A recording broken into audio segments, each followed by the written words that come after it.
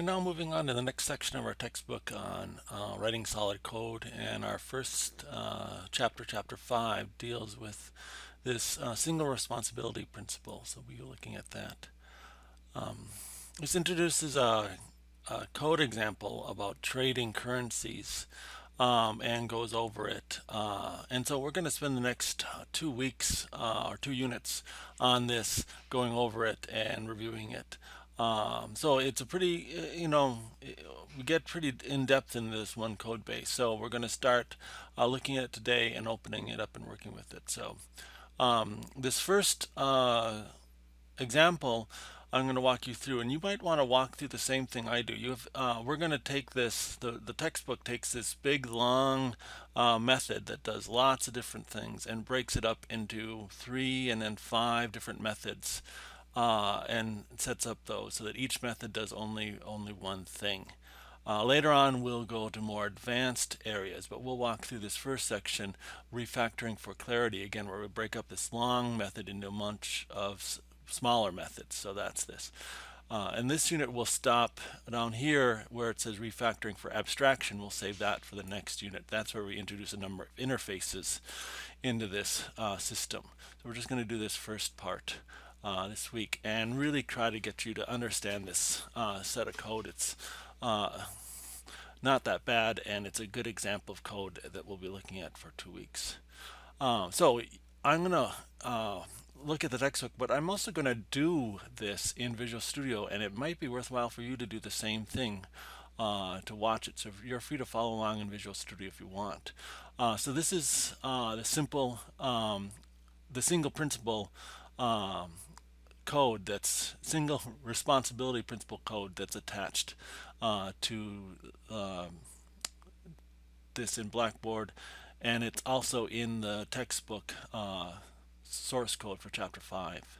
So I'm going to open that up here. A single responsibility principle and a database. We're going to ignore this database right now. Now this is not going to work because the database isn't connected yet. We'll talk about solutions to that as part of the assignment this week. We'll fix this, but when I run this, it should give me an error that an exception here that we can't connect to the database. So here we're trying to bring up the console window here, and then I'll try to connect it to the database, and we'll get an exception at that point.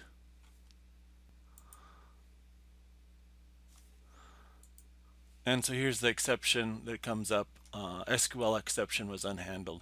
It tries to connect to a database. The database isn't there, and it fails. So again, this program won't run right now, but we can still work on it, and then we'll fix that problem during the assignment. Okay, let's look at this program. So first, there's a small file called program.cs, which is the main routine. It opens up a file. We'll talk about this later. There's a file of trades here, and that's this format. So that file is right over here that opens, and we'll talk about how it opens up this or when we get to unit testing, because we'll want to switch that. But for now, just assume that this line finds this file and opens it up. And so then it creates a trade processor, which is this big object, and we'll be spending most of our time looking at that. And then it calls process trades, and that's the main routine in trade processor. And again, we'll be spending most of our time looking at that. It passes in this stream, the link to the data file, the text file opens up. And then it processes the trades. Finally, it just has a console read line, so the console stays open at the end. So let's look at process trades. The trade processor class here. This is the trade processor class. It has one main routine called process trades initially, and this routine is basically the whole class down here. Finally, it has one private static float for the lot size, but other than that, it's just one big routine, and again, we'll be working with that. There's one other object here. There's a trade record that we'll create in here. And trade record's just a simple class that has a destination currency, a source currency, a lots, and then the price. set up here. So we'll be creating these trade records to keep track of each trade. Okay, so we're going to focus on this trade processor class, and let's jump back to the book and walk through. So the book will show you this main trade processor class and talk a little bit about how it works. So read through this and see how this works. And it kind of walks you through this, what this does, and I'll walk you through the code here that matches the code in the textbook exactly. So the first thing it does is it opens up the stream, or looks at the stream, the data file here, records. It reads in each line. So it's trying to read each line and store it in a line variable here, which is a string. And then it adds it to an array, or actually a list of strings here. So there's a list of strings and adds it. So that's what this does. It basically takes each line, this line, and stores it into a string. This stores it into a string, this one, and basically makes a list of these lines or strings here. Okay, so that's the first part. The next part, we're going to create a list, like an array of these trade records here. And we're going to parse the string and convert it into the trade records. So the first thing it does is split, it goes for each line.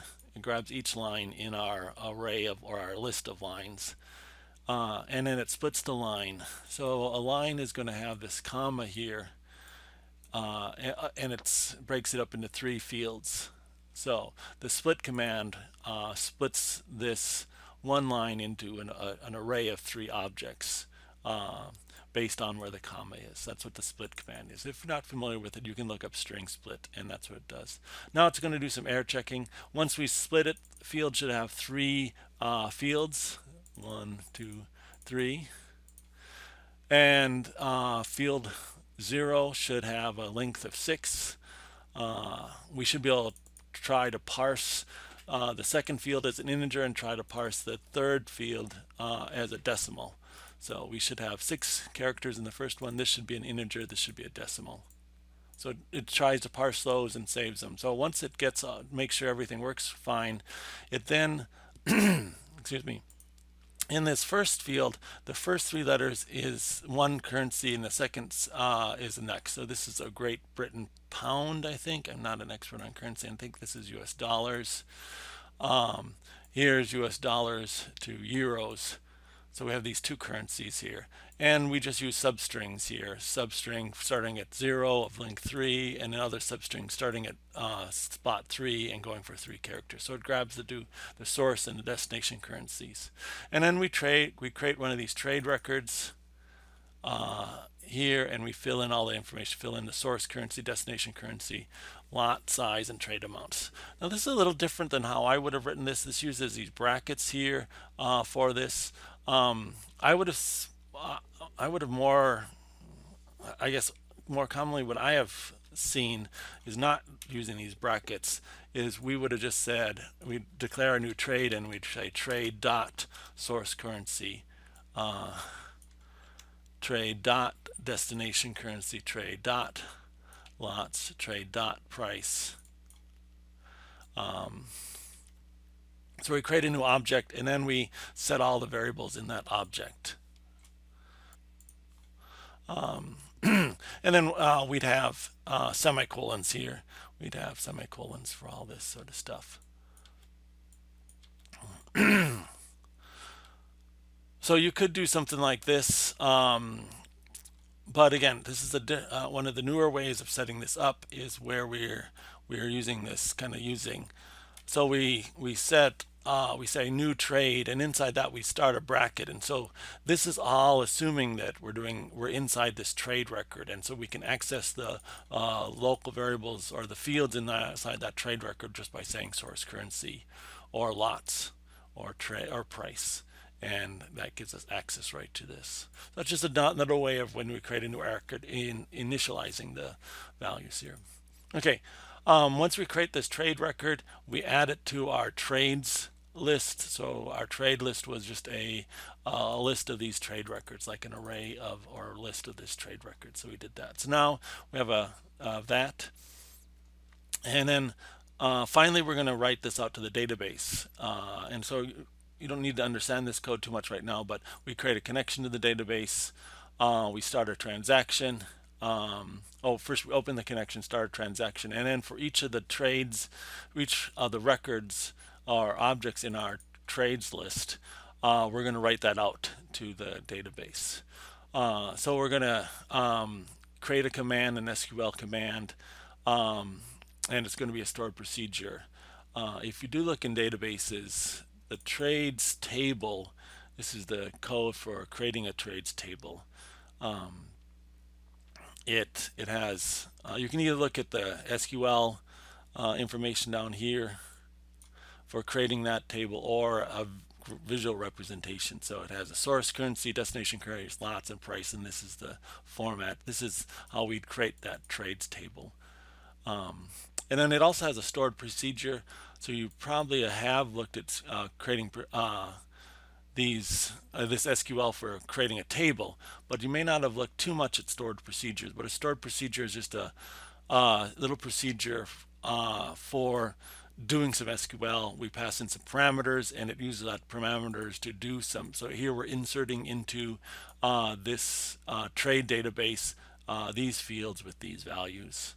Using stored procedures provides some isolation, some security, and some protection from letting the code directly access the SQL.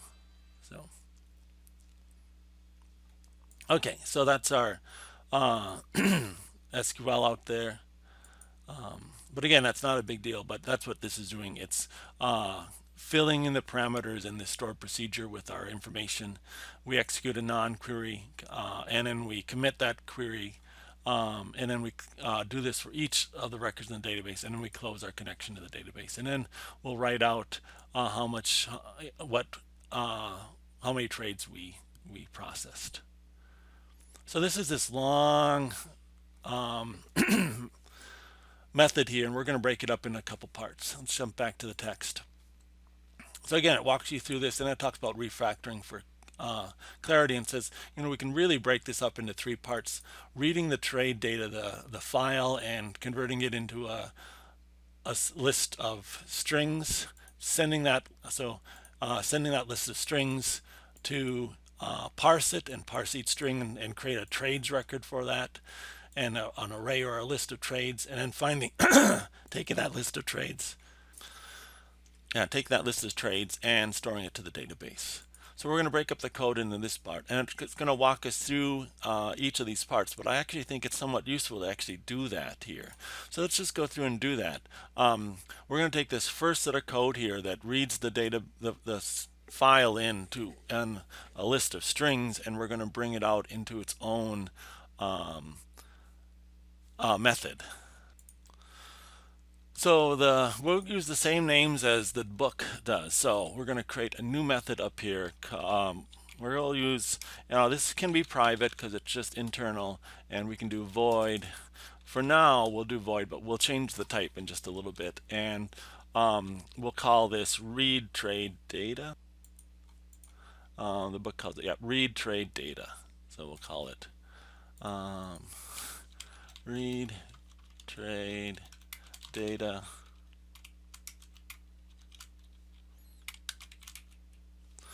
And we're going to move this code here, cut it out of here, and put it up here. And then where that code was, we're going to call read trade data. So all I've done is move that code up to its own little method up here to isolate that as a individual unit. Now, what do we need to do to get that up there? Well, this needs a stream of data, and we have the stream down here, so we need to pass that stream up here. So we're going to pass that stream up to our new method, and we better declare it as a parameter then up here. It's got to be the same type and stuff as gets passed into process trade, because it also gets passed into process trade, and then we pass it back further up into this read trade data. Now, when we are working with this, we declare this list of elements called lines. an array of strings or a list of strings, and we actually use that later on. Down here we use that, and it's missing here, so we need to pass that back. So rather than being void here, we should be passing back a list of strings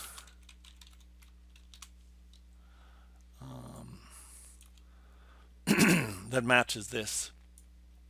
And then when we're done with this, we have this variable called lines that we set up. We can return lines here and send it back here. So back here we can just we'll just use a generic variable var lines equals that. So again, we send our stream up here, we process the file, fill up this array or this list of lines, and then we return that back here. That's returned back here, and this is our variable lines, which we use later on. So that's basically what they have here in the textbook. One thing we'll talk about in just a sec, they have a different type here. So, but here's our read trade data. Here's the stream here. Here's the stuff, and then we're returning this list of lines. They renamed it trade data here, and returning trade data is just this list of strings. We kept the variable the same since we just copied it from the other code. But basically, this is the same code up here. But now they're returning this Ienumerable here. And you might want to look up, do a Google search on Ienumerable. It's an interesting type. It's an interface that can cover or wrap around anything like an array or a list or any sort of collection that we can loop over. We can use for each to go over. And so if we're going to want to make this generic so that later on, right now we're using a list of strings, and later on maybe we want to change this to an array or a queue or some other object collection of strings, a map of strings. We can use this interface and then later on we could change this code in here and return it, as long as, and most of these collections in C# implement this interface. So this is just kind of a generic interface for any sort of collection of objects. Another thing that this does is that this interface only lets you read the collection of objects. You can't change it. So once we send it back, the rest of the code will not be able to change this, which is also nice. So they talk a little bit about this in this code here and what it's doing, what this Ienumerable does. So why don't we do that also? So rather than doing a list here, we're just going to do return an Ienumerable object. So it's just a generic collection of strings. And since we use just a generic variable here rather than a specific type, we can return that. So, okay, let's jump back to the textbook and see. Next section we do is we pull out a parse trade section that handles the converting of the strings to trade objects. So let's look at how that works in the code. So again, this next set of code, we called read trade data, and now we're going to create a list of these trade records, and then we're going to do a bunch of error checking on them, and then finally we're going to create a trade record, set its values, and add that new trade record to the database. We keep track of the line counts here. So we're actually we can take this code here and we're going to move it all. So right before the SQL connection, we're going to grab all this code here and move it into a method. Now, we could do like we did before. We could create a new method, copy this code up here, and figure out this. But this is a very common refactoring or code reorganization method where we're taking some code and moving it into its own method. So sometimes there are shortcuts in your IDE for doing that. So if I highlight code and I look at the quick actions, one of them here is to extract a method. So it's going to pull this method out. So I'm going to choose that. It wants the new method name, and so the textbook said we're calling it parse trades.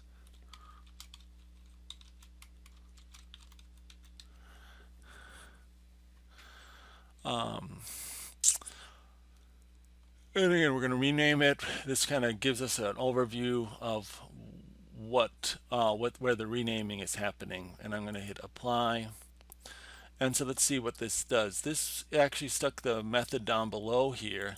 It created a parse trades method, um, and passed in information into that. Here's all of our code for that, and it returns the trades. So here's our method that it built for us, and then it called that method here, and it returned our trades. So this is similar to what the book does. The one other thing though is it returns a list of trades. So let's look at our book.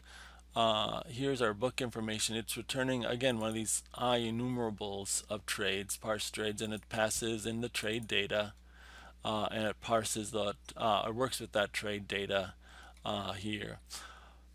So this is similar to what our textbook did. Now, our textbook actually breaks this. We still have a really long procedure here. We do a bunch of error checking, and then we create the record and set the record up. And so we can actually break this up further into two other routines, and that's what the textbook does here, is break this into two other routines.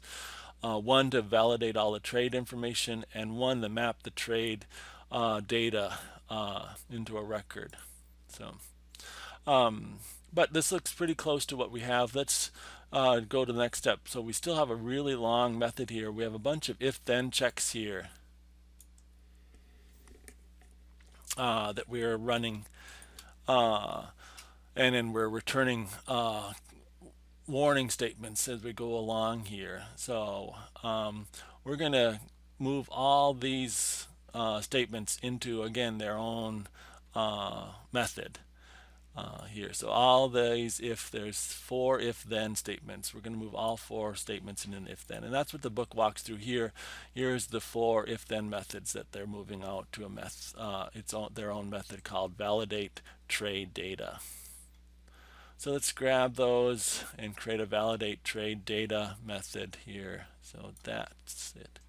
And again, if I right click, do quick actions, let's see if this is going to work, if it'll figure out, it tries to look for ones. Now, it doesn't see a good way probably of doing this automatically. It's not quite sure how this would work with this set of code, so it doesn't suggest a way of doing this automatically. So I'm going to have to create my own method here. So we'll create our own method. Private. We'll make it void to start with. Validate trade data. That's what it's called. And I won't have any parameters to start with. And I'll just, again, I'm going to move these if-thens down there. Cut those off and move them up here. Okay, so we need the fields here in all of these, and the line counts here. So we're going to pass in the current line and the fields here. So we're going to pass that in. So when we go back here, we're going to call this. So again, we split the line into fields, and now we're going to call our validate trade data and pass in the fields and also the current line, the line count here. We'll pass that in. So up here we're going to have some variables. The fields, what is fields? It is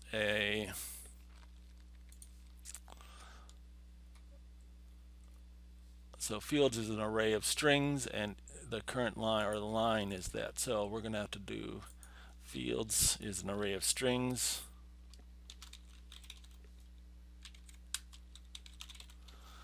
and we need our line count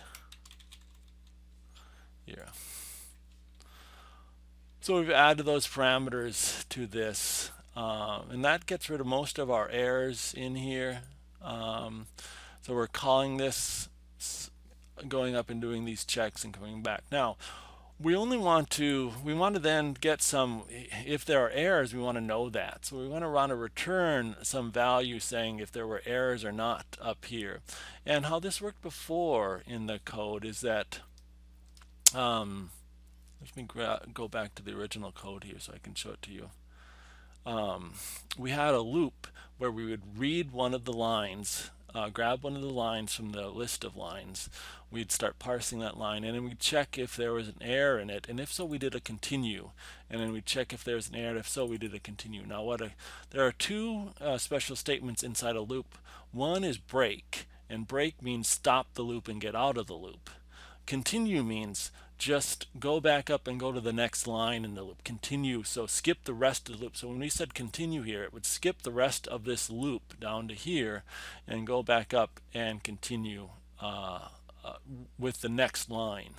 So we want to do something similar here in our new code. So we are still in this loop, looping through lines. We're validating the trade data. We want to know if this is true or false, and if the data is true or false. So we want to return a true or false here. So up here, rather than void, we're going to return a Boolean or a bool.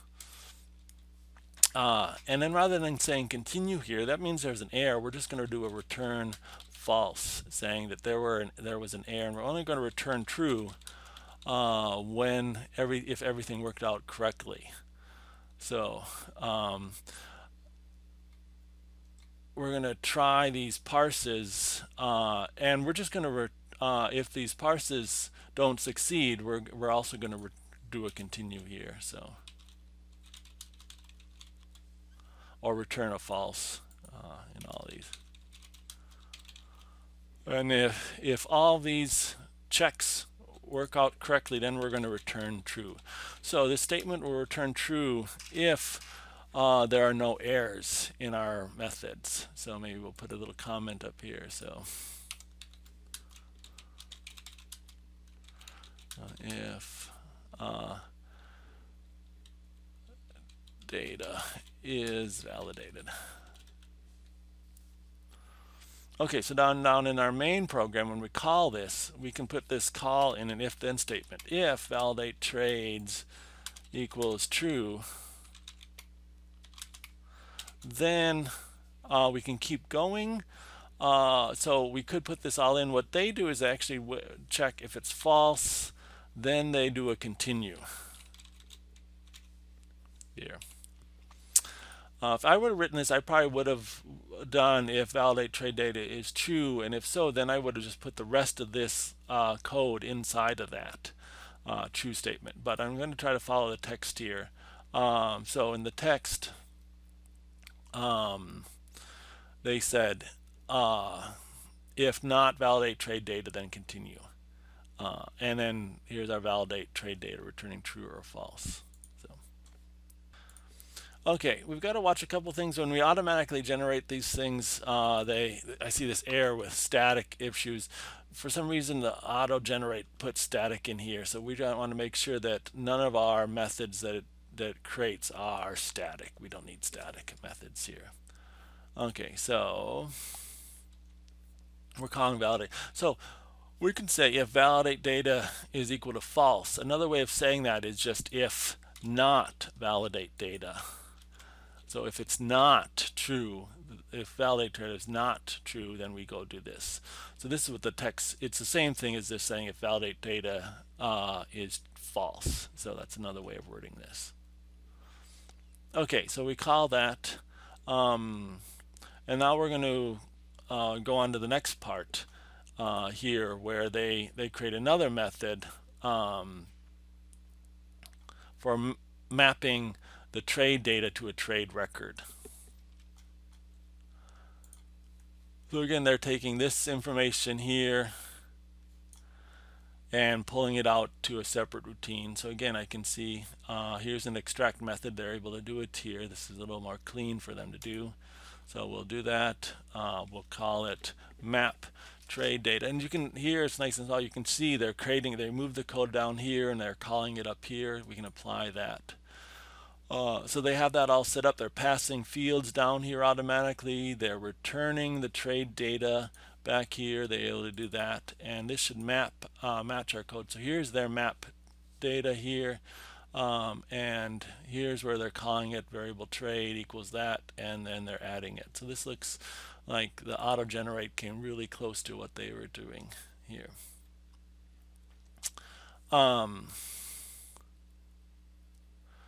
Now we have some problems here. We still have two elements, trade amount and trade price. Here we parsed that information and got that to work, checked it out earlier, and we actually set that here, but that's in a different routine. So we need to redo the parse here to recreate this. So we need to kind of redo this to get the trade amount again down here in this trade record. So we grab the source currency using substrings, we grab the destination currency using substrings from the fields. We also want to grab the trade amount, and here we don't have to do so there's you can parse or you can try parse. Try parse will try to do the parse to convert a string into an integer, and if it doesn't work, we'll return true or false if it works or not. But we already know from above that this is going to work, so we can actually kind of streamline this, and we can just say trade amount equals int dot parse, and just say do the parse.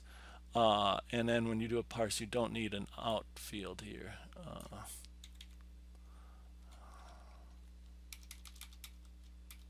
So we're just going to parse field 1 and save that to trade amount.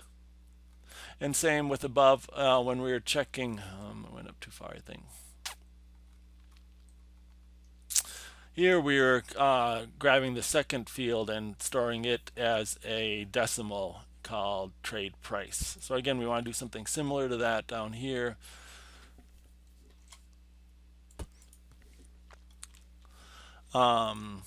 We want to do a decimal trade price and do a decimal dot parse, not try parse. Here. So we're just going to parse each of the fields here. So now we have all the data we need to create the record and store that here. And again, that's what they are showing here. They're parsing each of these fields and saving them as decimals. So that's where they get all this code here. And then they create the record and save that all into the trade record. They return that trade record. So we do the same thing. We return the trade.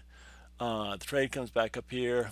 We store temporarily and add it to our array or our list of trades and increase the line count. So here's where we're going through this up here. So the book actually has an interesting error here where the line count gets goofed up. If we read a line and there's an error in it, we should be incrementing the line count. So we should be watching this line count should also be incremented up here or something like that. So it's interesting. Just so if you were worried, if you caught that, there is actually an error with how they increment line count. But I'm not going to deal with that here. Just be if it's bothering you, it's there. So. Okay, so this is our thing now. The only other thing is that we do a bunch of these console write lines here to write information, some warnings, and then later on we write some information out to there. Here. This is real specific, so we're going to make a generic version of it. So the text has this log message where we pass in a string, an array of parameters, and it then calls console write line. We're going to switch to this because later on we can redo this, so we can call log message, and then for now we can write it to the console, but later on we could write it to a log file, or we could write it to a status on our screen or something like that. So we're just going to replace these write lines that we have all over the place with that. So now I don't know. So I could do an automatic extract. It's not going to work quite the way I want. It's just one line, so I'm just going to do this manually. I'm going to create this method here that's from the book called log message. And then wherever I'm doing a console write line, I can just do a log message. The parameters are set up the same. Now, I don't know if we've seen this before in WriteLine, but with WriteLine, you can have parameters in your string. So that's what they're doing here. They're saying warning line, and then this bracket with a 0 and this bracket of 1 are parameters. And then after that, the string that you're writing out, you will have variables. And so this first variable is plugged into this first parameter, and this second variable is plugged into this second parameter. So that's what these zeros and ones are in WriteLines. And then we'll carry that over into log message. Oops, I want to get this because log message will just call WriteLine for now. Okay, so that's our last part. So now we're getting closer. Let's go look at our main program here, process trades. We read all the data from the file and store it in an array or a list of strings. We then pass that list of strings to parse trades. It parses each one, checks each one, makes sure there's no errors, then creates a trade record, adds that trade record to a list of trade records and returns that here. And then we're going to write all those trade records out to a database here. So that's what this part is. So again, we're going to pull that out into its own method here. So that's our store trades method that we look at here. So we're going to do the same thing. So I'm going to grab from that line down to this bracket. So actually, I'm going to include, I think, this log message in it too. And see if it can extract that. Looks like it can do that. And we're going to say store trades to store the trades out into the database. So it again created a list of trade records that passed down here, and moved all this code up here. There's nothing that has to be returned, so this can be void, and so we can call this on its own line. So now our process trade data method just calls three methods: read trades, parse trades, and store trades. Here we go. Okay, so let's see how this works. Going back up, here's their process trade. They took this long method up here and they moved it into three parts that they're doing. So only thing different is that they're using these generic variables here, and so we could actually, rather than saying trades as this type, we could just make this a generic variable and use the typing that is done in C# to map that in. So it's just one of the options you have. I actually prefer to avoid this, and I like to explicitly say what types these are, but we can leave that here. Now the other thing is that Ienumerable types, we use that up here. I think which one of these records, this, when we're returning the trade data, we return it as a list. We can also do an Ienumerable or enumerable there and return that as that type. So that means up here in our main routine, we're just dealing, these are actually Ienumerable types, not specific lists of strings or lists of trades. So, but stored trade then has to have that same result. Ienumerables, yeah, we want this to be, no.